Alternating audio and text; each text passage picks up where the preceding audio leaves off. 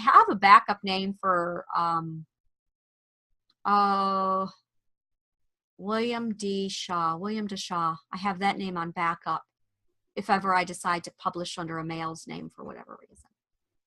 So, which is interesting when I looked into that. When we can talk gender wars on that topic. Yes. Yeah. Because let's do that, because I went William D. Shaw because I was writing fantasy and I wasn't certain if females should write fantasy. And because there's like a massive, and I'm curious, Amanda, if you had this issue with your book, how to get around that. So I chose a male name, William D. Shaw, to put on my fantasies to, for marketing.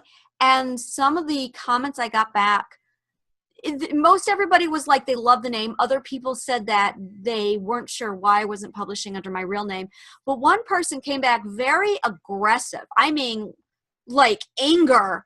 Why aren't you publishing under your female name? Why are you catering to that persona?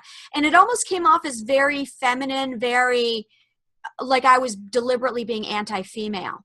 Mm-hmm. And I'm like, it's marketing, really. It's just marketing and boosting sales. And it's the same thing with J.K. Rowling. Her name's Joanne Rowling. And for marketing, she did the J.K. because male young readers do not read, or usually don't read books by females. So to help sales, they use J.K. Rowling, and it's just marketing. But yeah, well, that's good. Okay, that's part of the reason why I used my initials to begin with. The other part was because there was already an Anita Stewart writing cookbooks in Canada, so yeah, exactly. I didn't want to be confused with her. But another part was because I was writing dark fantasy, I was writing horror, and those are generally male-dominated areas is for writers, and I'm going, well. And if I'm going to be using the paranormal tag too, I'm going, I don't want people to think because I'm a female, it must be paranormal romance, right? Yeah. There is that expectation that if you're a female writing fantasy or any kind of speculative fiction, that the romance element is going to be extreme, or is going to be very heavy. Yeah. Exactly, which it isn't in my books at all. I don't write romance. And I have a romance in my book, but it's the first book in the series, at least, it doesn't go well. And so if people are looking for romance, they're going to be disappointed in my book because they don't end up together. Yeah. The few times I've attempted romance, it didn't end well either. Yeah. And that's interesting because there was okay, I'm writing for fantasy. Should I adopt a male name? But the other side of that is I have a romance, and I hate to call it romance because it is not rippling pectorals and sex. It is almost a gothic tragedy. I really want to say Romeo and Juliet is far more romantic than what I've written. It is dark. And it's definitely a love story. It's definitely a romance. I am embarrassed, and I hate to say this, I am embarrassed to put my name on a romance novel because of the stereotype. And I myself am stereotyping. So if I ever do cross over into the romance genre, I am really hesitant. In fact, I'm not planning on writing under my real name because I am that ashamed I don't want to be associated with that genre.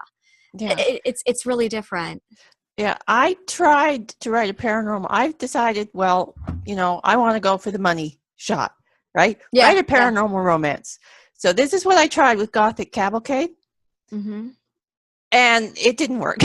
I started out with the romance, but then it turned into a paranormal torture, domestic abuse situation thing that is dark and... Well, the romantic couple do end up together in the end, but I mean, there's a lot of violence. No, that's it. That's it exactly. In my book, there's a lot of violence in my work too. Yeah. And there's sex abuse. There's all kinds of like dark. Again, I write dark fantasy, and it is dark.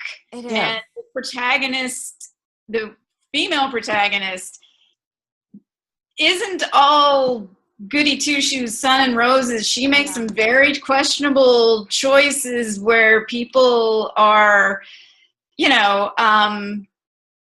she makes some immoral choices, but before the book is over. And I think that's that's an expectation that romance readers certainly don't want their female protagonists to do anything that's bad in any way whatsoever. Yeah. And that sweetheart. One of my favorite models was the sweetheart romance heroine wanting danger, wanting excitement, and they're not looking for it. And for the most part, given up on it. And then it falls into their lap. I love that kind of a story. And when I say I love that kind of a story, I mean, it is the only romance I read because it is only written by one author, who's Karen Marie Moning. And I love her so much that I've read every one of her books. And that is where she captures that I'm sweet, I'm intelligent. All of her females are scientists and archaeologists and doctors. I love her for that reason. There is no stupid, fluty, blonde idiot in any of her books. They are all smart, educated women, beautiful women. And they've given up on finding a man because men look at them and go, and we're back to the gender wars again. Men look at them and go, oh, well, you're too smart for me. And they won't touch them. So every one of her women are too educated to find a male. And it's really interesting how certain romances have curved toward that direction while others go a different direction. And yeah, the pen names really do play a major part in this. Yeah, I think so. I mean, certainly my choice of choosing to hide behind initials was related to the idea of writing in the dark fantasy genre. And my work is not too far away from George R.R. Martin's in terms of its tone and the things that happen and the depictions of violence and so forth. So, and I don't know if people expect that from a female author as much. I think there's an expectation that things are going to be much more. I am dying to read your book. I'm just like, how dark do you go? It's the worst part. What? How dark does it go? What is the goriest thing that you've written? The darkest thing that you've written? The darkest thing? Well, there is a scene of, there are two scenes of extreme torture. One where the hero's hands are being burned, and another where where something even worse happens to him. And then in the beginning, there's some pretty dark sexual abuse of the female protagonist it's a psychological and sexual attempt to gain complete control over her personality. And she escapes from that situation, but spends the entire rest of the book struggling against a kind of Stockholm syndrome, domestic abuse syndrome situation where she wants to break free of this,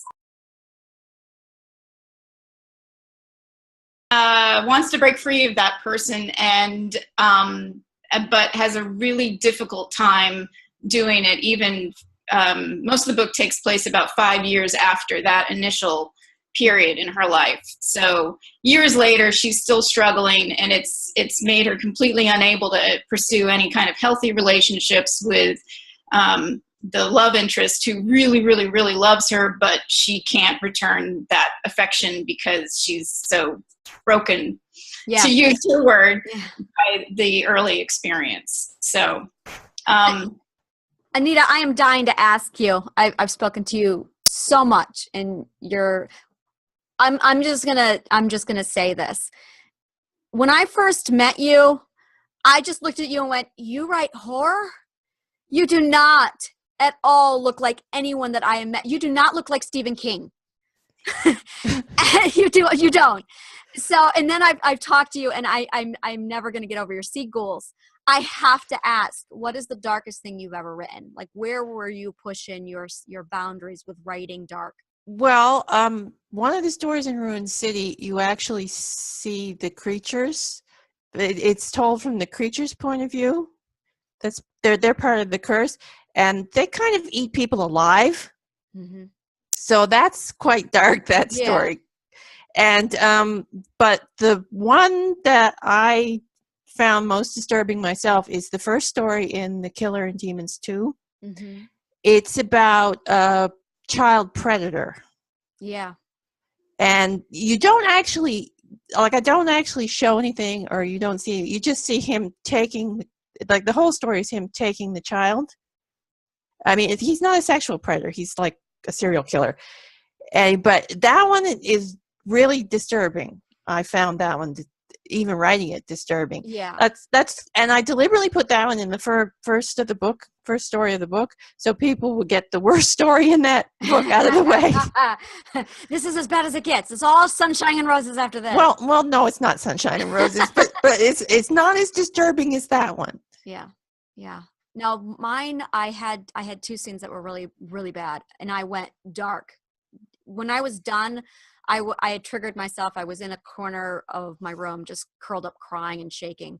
My character was locked in a cave, tortured, starved, drugged for about 10 days, but it feels like months. I've had people come back saying it felt like 3 to 6 months, where she was just tortured, abused.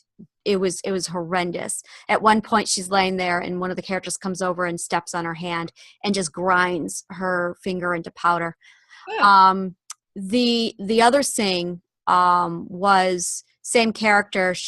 They're getting ready to celebrate, kind of like an Easter. It's a pre-Easter celebration, and they come upon a caravan of women and children that were on their way to the festivities that had been wiped out by a warrior. There were entrails, just dead people all over the place. I had the ravens eating the corpses, and a boy he had been blinded in the battle. He came out, he's the only survivor, and he's carrying the remains of his mutilated brother, who's probably 5 years old.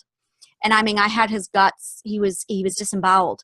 So his guts were hanging out, and the boy's tripping on the intestines, dragging him through the debris. Oh yeah, it was dark. And that I had a problem with.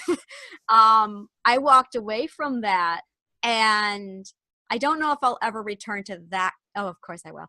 But it's interesting because we don't look like people who would write that stuff. I love knitting. I also love baking. And in my spare time, I like classical music and playing the piano. So it's really different. And there is like George R.R. Martin can get away writing that. I remember Pat Conroy wrote some stuff that really, it's dark. And there is an expectation. I don't think people do come in expecting females to get that gruesome with some of the stuff they write. And that's some of the stuff I've gotten the impression of. I was wondering. Well, it's funny though. I never really intended to write horror stuff because I started out writing fantasy, just straight epic fantasy. It's just that I had to write this nice story for a writing contest prompt thing, and apparently I'm allergic to writing nice stories. Yeah, me too. I can't do it. I've tried. Oh, I did it, but it just gave me this icky feeling. It wasn't. It was too natural. Easy. It was too easy. No, it was unnatural for me to write a nice story for some reason. So that's when I wrote my first horror story. I wrote a Jack the Ripper story to get the nice story out of my system. That's very enlightening. You turned to Jack the Ripper. Well, I've always been fascinated by the Jack the Ripper story, the history of it. That's which great. is. Yeah. Anyway, so that's how I started writing horror stories. That's actually in the first Killer and Demons book, is the Jack the Ripper. It's sort of a prequel to Jack the Ripper. I'm excessively ordinary myself. I don't have really any traumatic background or history, and I'm pretty much of an optimist in my real life. And yet I find that writing dark stuff with characters who are very gray and morally in their choices is very cathartic for me, and I can just pour all of my negative feelings into my work. So I think that's how I end up writing the stories that I write. My husband teases me, and he's like, people are going to read your book and think that those things happen to you, and I'm like, no, I knock on wood. Actually, I'm just this ordinary little boring person in real life. Boring person. Yeah, I had a lot of material to work with. Colin being put in the cave for those 10 days. I've been there. That was I had Tim Bates, and he had read Broken, my memoir, and then he read Dolor and Shadow, and he's like, that cave is not fiction. No, it's not. That cave is very real. I was there. And it's interesting because one of the things I want to ask, I know what it's like when I have real material to pull from in my past. What's it like for you not having the material to pull from? Where do you get your ideas? I think that's what I'm trying to get to here. What inspires you to be disgusting and gruesome and gory? Oh, for me, it's the psychologicalness of it. Why do people do this? Mm-hmm. I mean, some you hear it on the news and everything. And it's like it's always fascinated me to some extent as to why people go dark. Mm-hmm. What motivates them, and that's what I like to explore. And I do it through vampires and other things, as well as the human aspects of it. Anyway, so I mean, that's what I'm doing when I write horror. I think it's just like exploring the dark pieces of human psyche. Mm-hmm. Yeah. I love exploring human psyche. I love it so much. And I don't think you can really, there is this one romance story I read. I love it. It was really sweet. It is not something I could ever write. It was really, wow. They meet in the grocery store. She knows him. She decides it's time to make the moves. She closes in and they hit it off. That is the story. There's no drama. I think Where's the drama? There's arsons. There is an arsonist in town, which turns out to be a teenager. That is it. That is it. And he's a fireman, so he has to be there. Most of the book, and it's a short little book. It's like probably 150, 200 pages, and most of the story is them finding unusual places to have sex, or they run into somebody in a very unusual circumstance. And hey, my boss's desk is a great place. So that was it. It was a very sweet story. And surprise, she's pregnant at the end of the book. But it all started with the grocery store. I don't think I could ever write something like the grocery store, ever. No. I've tried, and I'm just like, the grocery store. And then the floor opens up and a monolith comes out. Yeah. Yeah. My characters would be buying poisons at the grocery store. Yes. They would be. Yeah, I could see them now. They think it's carrots, but it's really hemlock. That's I actually, rhubarb with the leaves on to make pie, Yeah, that's exactly it. And it's well, actually, there's a thing on my website. It says, come in, welcome, just don't drink the tea. Yeah. Because two of my characters poison tea. That's really that's their motive of killing people is just poison the tea. Arsenic and old lace. Yeah, exactly. That's where the inspiration came from, was arsenic and old lace. The gender aspects of my book are, one, the world there's gender equality on the world. So that is unusual in fantasy, I think. But anyway, the women and men have equal status in society. They're equally likely to be soldiers, politicians, prostitutes, what have you. And so there's no gender division of labor in that world. The other thing I play with is the fact that the female protagonist is really actually the hero of the story, and the male protagonist actually plays the role of the heroine, because he's the one that ends up getting captured and have to be rescued. And he ends up in a situation where he really can't do anything but sit around and wait to be rescued. So that's kind of, I play a little with those. I play around with those traditional positions.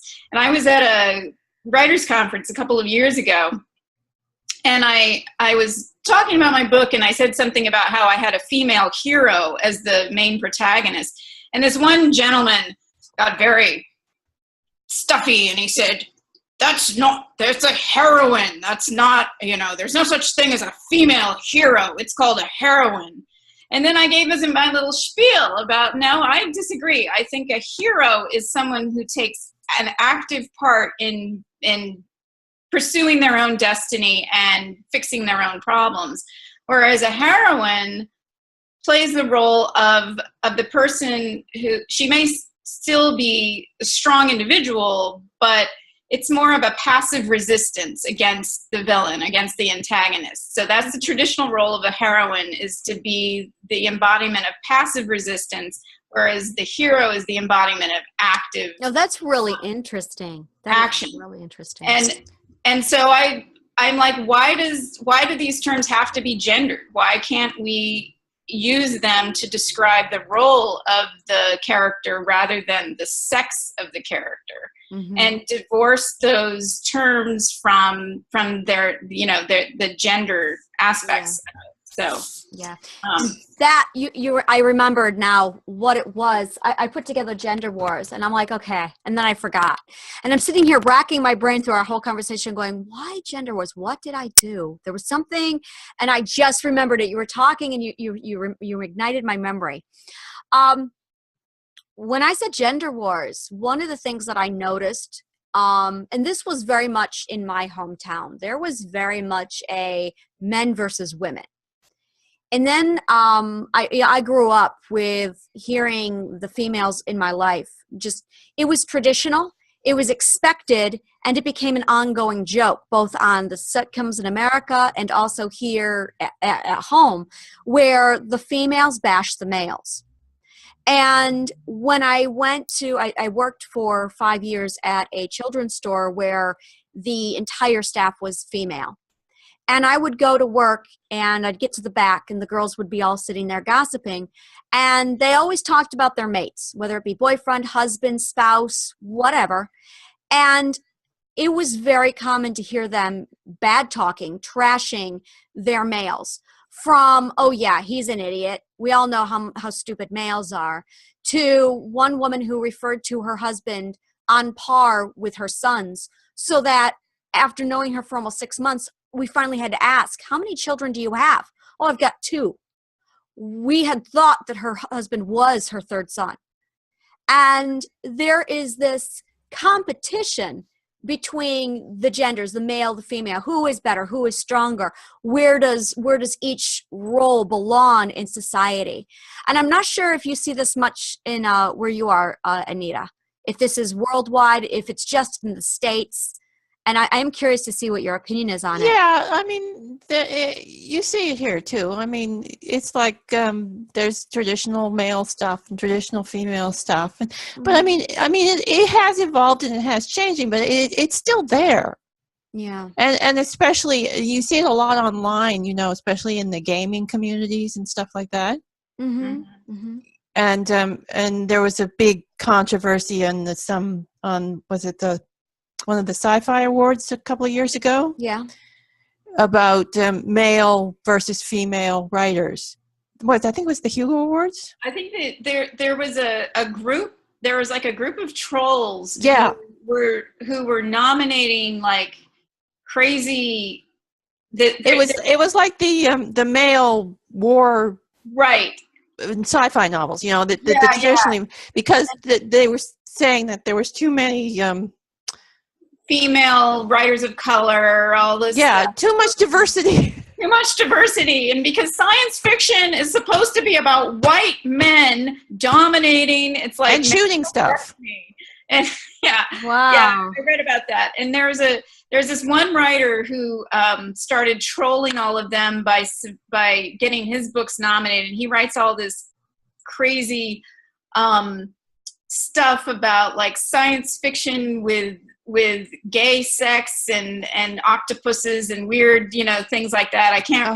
He's actually it's like the really insane books that he kind of dashes off very quickly, but he's not trying to write great literature or anything. It's sort of almost as a joke that he has this whole collection of books that are written, and I think there was a few years ago, there was something where he was getting his books nominated for the Hugo Awards, particularly just to poke this bull of these white male heterosexual, this is what science fiction is supposed to be kind of guys. Yeah. So, Yeah, and there was also there was this anthology. I don't remember the title of it, but it was all female writers. Mm-hmm. They were promoting it as sci-fi by all female writers, and yet it got trolled because females can't write sci-fi. yeah. It's like, what? That's ridiculous. Now, it's interesting. It reminds me, half an hour before we started this meeting, I was reading an article on Doctor Who, and they have the first openly homosexual companion, Billy. She is gay, and her second line in the show announces that. And she's African, and she's black. She's English, so I'm not sure if they use African American over there. I guess I don't know. They use black. They use black. Okay. But she's black and she's gay. And now Doctor Who has always been the leader of that unusual, non-tradition relationships, non-traditional model. They have been the head of it. They started up, and they are the first to do everything with that genre. And it's absolutely suiting. It really is suiting. It reminds me, this whole topic very much reminds me of an episode from Deep Space Nine. It was my favorite episode, and I constantly tell people, if you've never seen Star Trek, this is the episode to watch. It's the characters from Deep Space Nine out of their Star Trek garb playing 1940s science fiction writers. Oh yeah, that was the flashback. Yeah. Past thing. Yeah. Oh, And that was a good episode. They are getting ready to do a photo for the newspaper of all the science fiction writers. And they said, the female stands up and says, well, I'm out. Who would be all right to hear that A.J. Thompson is, a female? And the, I can't remember his name, the black man, Cisco. He stands up and says, well, I guess I'm out too, because black people also don't write, I guess. But the show absolutely evolved around a stunning performance. Like, I just sat there, I have it on replay, where I'll just watch over and over again, I am a man, and he's just absolutely moving to watch him have this massive breakdown, and then the story go on, and that storyline playing off, so that near the end of Deep Space Nine, you see him in the mental asylum writing Star Trek on the wall in his room, and they take away the pen and they start whitewashing his work. Phenomenal. But it very much reminds me of that. It is the 1940s. It is a very old mentality of, well, unless you're white and unless you're in this particular age group or this stereotype, you can't write science fiction. Well, let's just remember that Ursula Le Guin also used to hide her name behind her initials for the very reason that women writing science fiction was not accepted, and she was the first woman to win the Hugo Award, and it really wasn't. And she herself, her early work is all male protagonists. Mm-hmm. It is, and I recently just reread The Left Hand of Darkness. A few months ago, I reread it. And not only does it have a male protagonist, but the male protagonist of that book is himself really misogynist. And I'm a huge fan of her work. She's my idol. And and her later work is extremely feminist in tone, but it's almost like she had to hide that aspect of herself. And I'd say that the Left Hand of Darkness actually it is a feminist work, but you kind of have to read between the lines, because the main character really, he kind of hates women. And he talks about how women can't do math and how they can't, he talks about his whole speech about what women can't do. And it is fascinating to think about this author, who I know to be a really ardent feminist, but yet she was writing at a time when not only women writers in science fiction, but certainly female protagonists, female main characters, central characters of a book were not really well accepted at all. Yeah. So it's interesting. And that was the point in the Star Trek episode. It wasn't he got fired not because he was a black writing science fiction, but because he had written a story where the captain of the Starship Enterprise was a black. I'm sorry, not the Enterprise. The captain of the space station was a black captain, and it's interesting that I wonder if she had written a female protagonist, would she have won that prize? Would she have walked away with the Hugo Award? Well, if that, I don't know if you know that this book, The Left Hand of Darkness, but it was a groundbreaking book because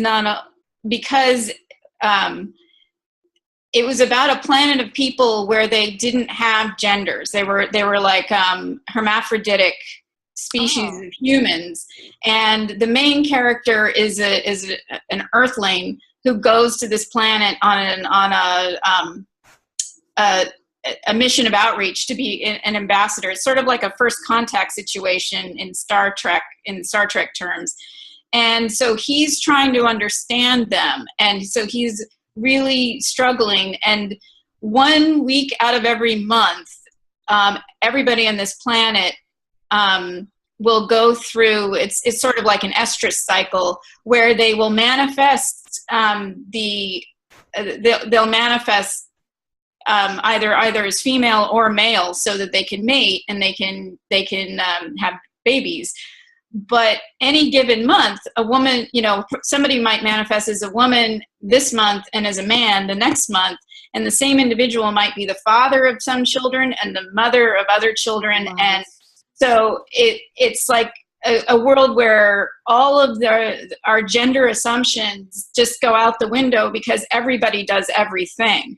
And so the main character, his name is Genly, is trying to understand this. It's such an alien concept for him that he spends the entire novel trying to figure it out. And part of that process is him is gaining an appreciation for the female side of himself as well as the rest of the human species, and which he has to do by meeting this non-gendered species and learning about them. So that's what I liked about the book, is that the contrast between the human male-dominated culture and the more inclusive alien culture.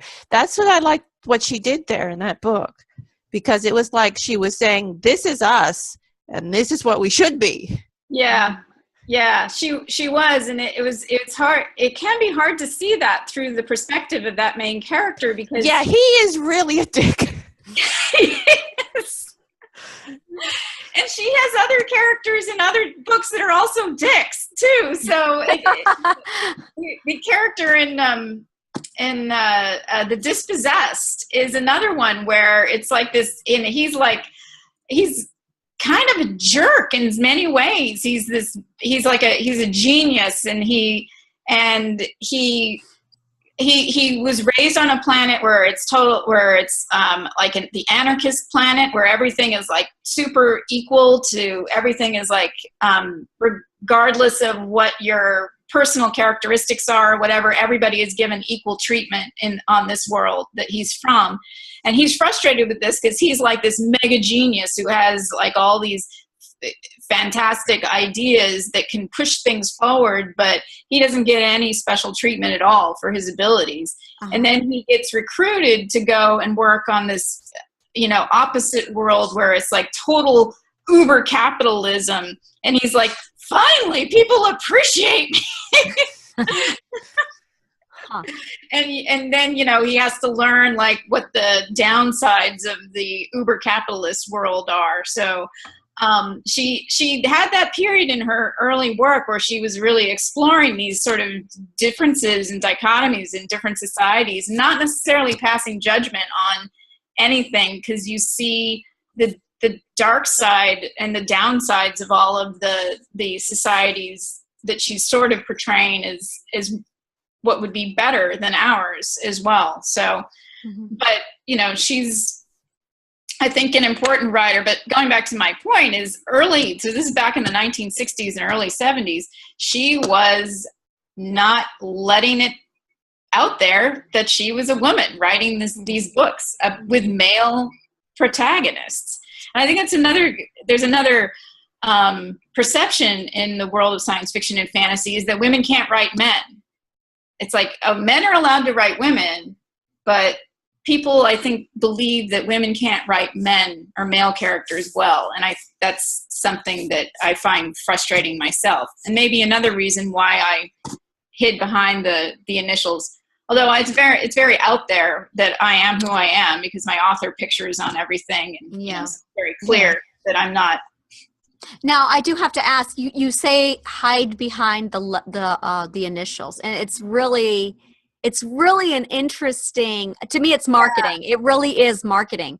And when I pulled out my pen name for the male pseudonym that I was going to go with, one of the arguments that the individual. She came forward and it was very, very feminist. Like I was speaking out against female. It was, how dare you not contribute to the female writer in that persona. And she accused me of feeding the persona that females can't write. Yeah. And for me, it was just marketing. It was no different than, okay, so my book cover is going to look like that. I'm going to put it in this genre and that's the name that's going on it. It was just marketing. And she had this massive feminist argument about standing up for women's rights. And also she accused me of being a liar and the deception with it. And she's like, if you went with W.D. Shaw, okay. But to say William is to claim you are male when you're not. Like she had that massive argument in there as well. And again, I didn't feel it was really hiding. It was just marketing. And I'm wondering what everyone's opinion is when it comes to the initials versus spelling out an actual male name.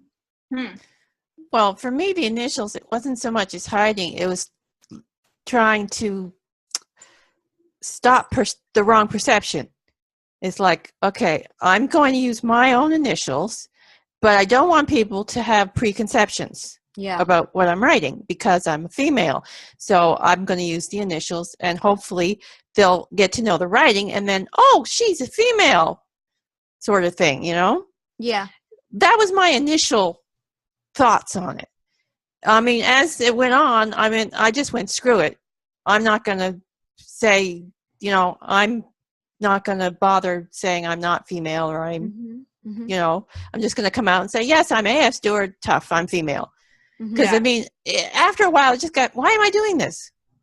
Now, this is interesting. The sweet romance that I talked about a moment ago with them meeting and having sex in the grocery store, written by a male romance author. Yeah, because I know a couple of male romance authors too, and they get the opposite.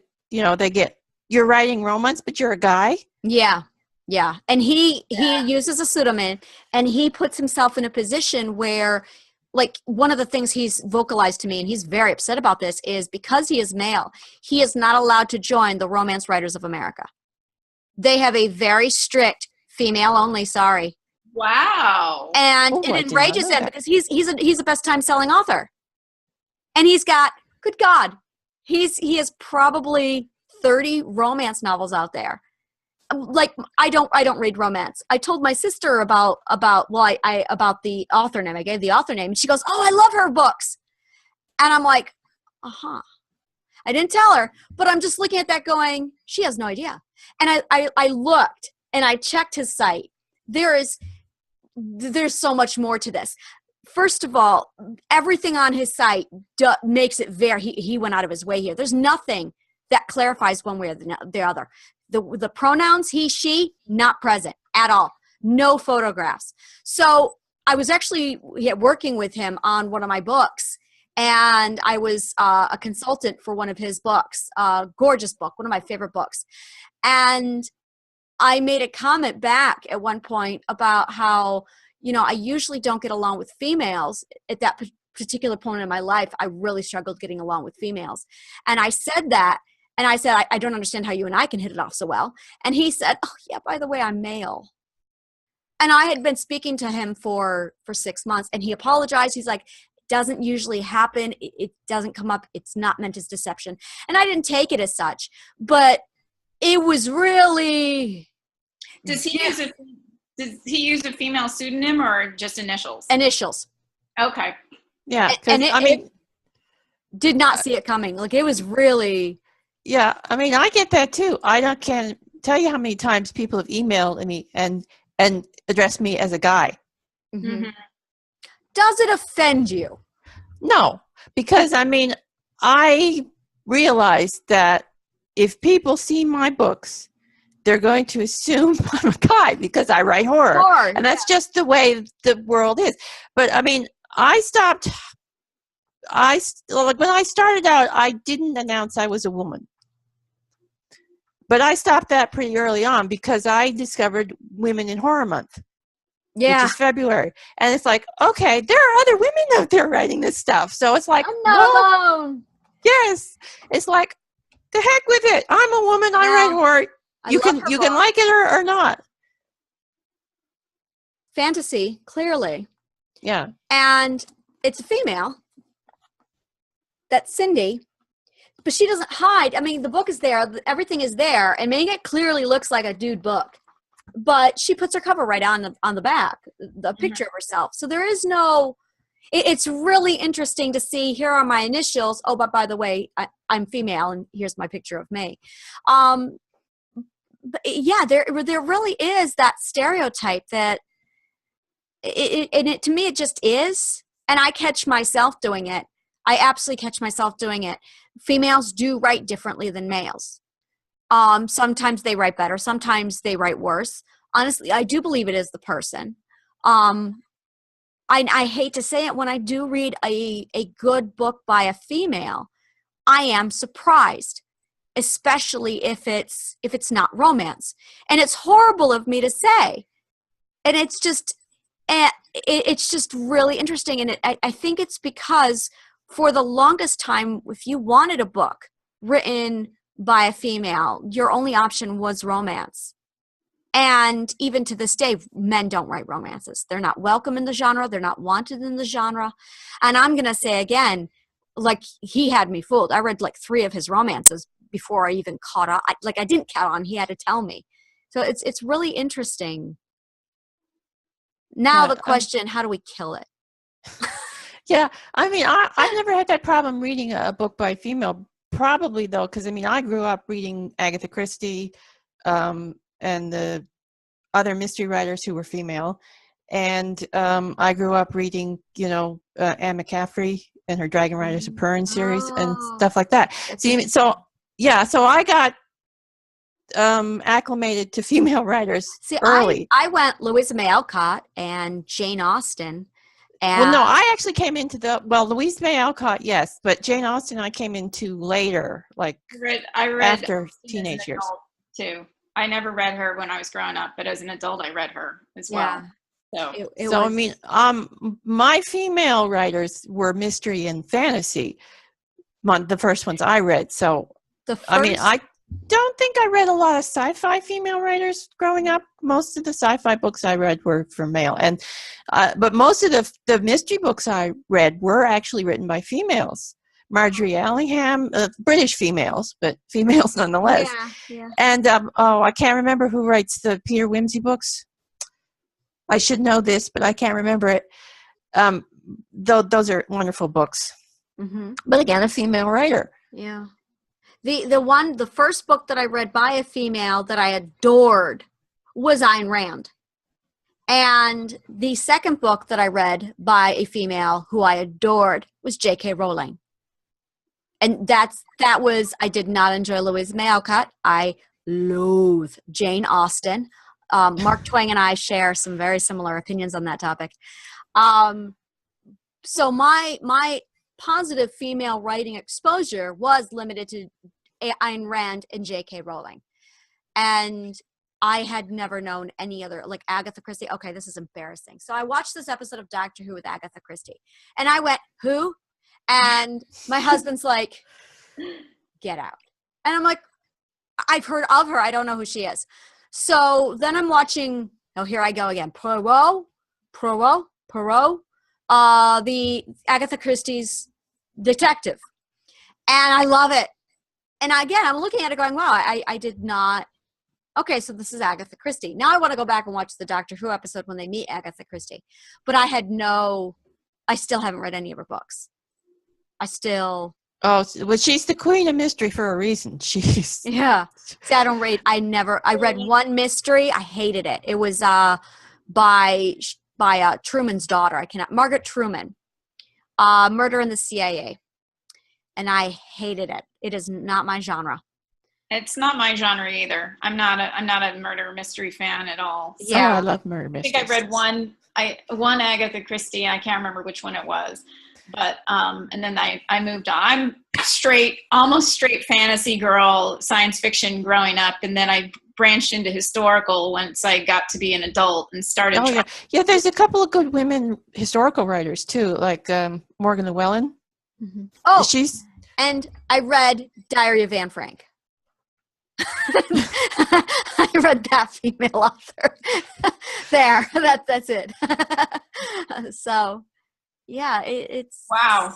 Yeah, I missed a lot. So, and I wonder if that's part of it too. Is it because of the limited education? Is it the limited resources? I think it does have a lot to do with just matter of what you're exposed to. And I tend to, find an author and then stick with that author and not really branch out beyond that person. And I'm not terribly actually well read myself for a writer, but but just in terms of like the people that I glommed onto and never let go, at some point in my life, I started reading more and more women and really enjoying their work and staying fixated on them. So, and just the usual Ursula Le Guin and, I'm having a senior moment. Whoever wrote Handmaid's Tale, which Margaret Atwood. Thank you. Yeah, she's Canadian. You're required to know Margaret Atwood if you live in Canada. I imagine that you are. And my favorite Margaret Atwood novel is The Blind Assassin, which doesn't get a lot of. I've actually never read any of her stuff, which is. Oh, really? No, I've not. I mean, there's a couple of books I like to read, but I've never actually read it. So, well, I think she's a great writer. See, now there's definitely a stereotype, and I don't think this is a stereotype. This is just true. When it comes to professions, I've read too many books written by scientists, and they're painful and dry and just agonizing. And they've tried science fiction, they've tried fantasy, they are male. But in all fairness, the males of that genre, there just isn't a lot of statistically speaking, females who get that advanced in science to then turn around and say, hey, I'm going to write a book.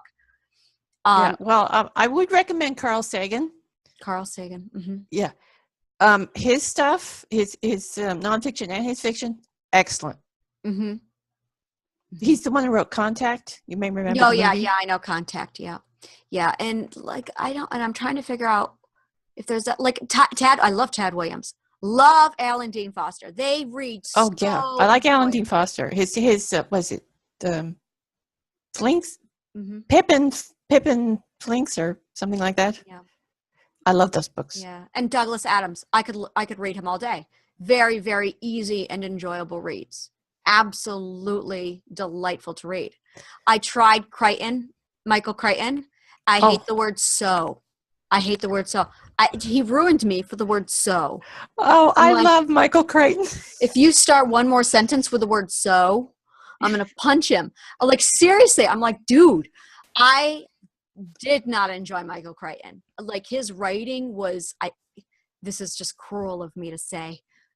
I feel like I was reading like a 10th grader's attempt. It was just terrible. Yeah. I've found Michael Crichton. You either love him or you hate him. I hate him. Because I found that reaction with people who've read his books. You either hate him or you love him. It was so terrible. I So confess, I've only ever seen the movies made out of his books, so I've never actually read any of his books. I tried Well- Jurassic Park, and it just there Oh. was just way too many paragraphs starting with the word "so," and I'm like, dude,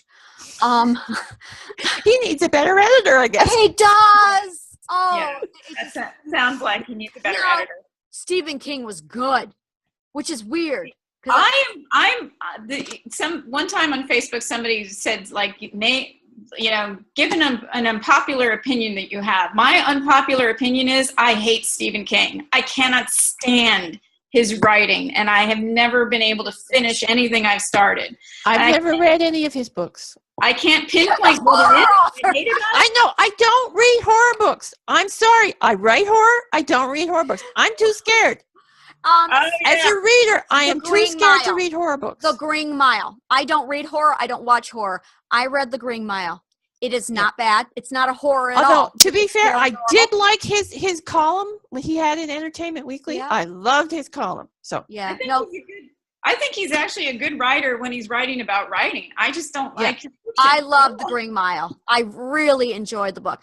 And I can't say I don't like his philosophy because he took a real pessimistic, the world is miserable and I just can't wait to die kind of a feel at the end. And I don't know if it was the character or him.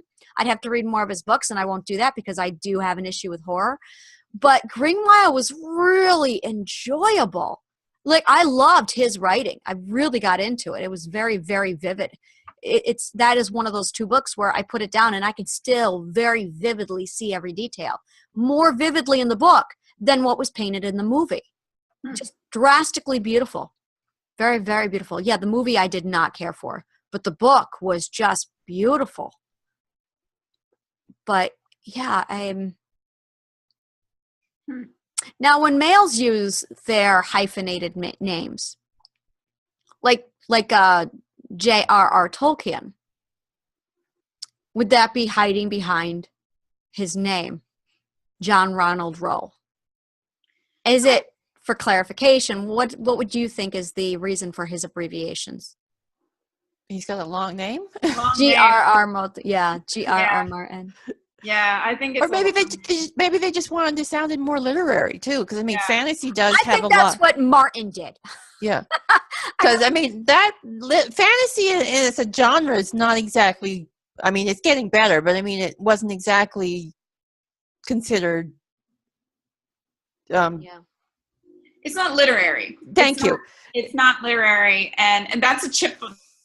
Oh, don't get me started on literary versus genre. Oh, Is that it? Is that it? It's a, like, my name's Angela Chrysler, and when I decided to do the whole, the reason why I decided to go with the whole alphabet in my name was because my initials are ABC. So I'm just like, well, of course, Angela B. Chrysler. Is there something prestigious, literary about the initials? yes. I am A.F. Stewart. I am. You're A.M. Justice? A.M. Justice, A.M. yeah. Justice. And I have to admit, the memorability factor of that name was helpful. So it was. It's just too bad I don't write westerns, because that would be a perfect name for a western author. Yeah. Yeah, And there is good name for a mystery writer too. And a mystery writer too. Yeah. And there is something about your name, Anita, that just strikes you as horror. The A.F. Stewart, I could see the blood dripping off your name. I see that. And I don't feel I have a name like that, which is another reason why I came up with William DeShaw. A.B. Chrysler. Yeah, I was looking into that at one point. And I just, again, it was the Chrysler. It was really, I really struggled with the Chrysler a lot.